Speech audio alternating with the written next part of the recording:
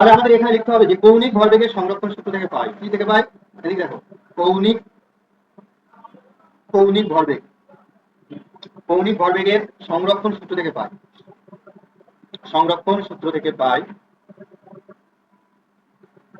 কৌণিক ভরবেগের সংরক্ষণ সূত্র থেকে কি পাবো, এল ইকুয়ালস টু কি পাবো, এম ভি আর।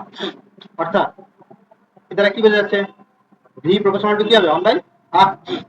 অর্থাৎ যে বিন্দুটি, যে অবস্থান সূর্য থেকে যত দূরে থাকবে, সূর্য থেকে যত দূরে থাকবে, সেখানকার বেগটা কি হবে, সেখানে বেগটা কি হবে, সবচেয়ে বেগটা কি হবে, সবচেয়ে কম হবে, আর এর মান ম্যাক্সিমাম হলে মিনিমাম হবে, সেখানে বেগের মান সর্বনিম্ন হবে, কি হবে, সর্বনিম্ন হবে, সর্বনিম্ন হবে। ওকে। আবার যে অবস্থানে সূর্য থেকে, যে অবস্থানে যে অবস্থানে সূর্য থেকে দূরত্ব মিনিমাম, দূরত্ব সবচেয়ে কম, সবচেয়ে কম,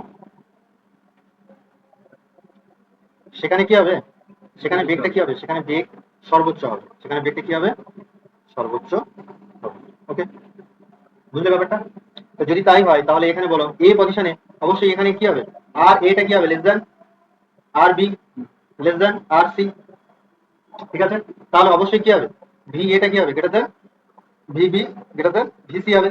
আর যদি বেগ যদি এরকম বাড়তে থাকে তাহলে আমরা লিখতে পারি কি, কে এ greater than K B, greater দেন কে সি। তাহলে কোন অপশনটা সঠিক হবে বলো,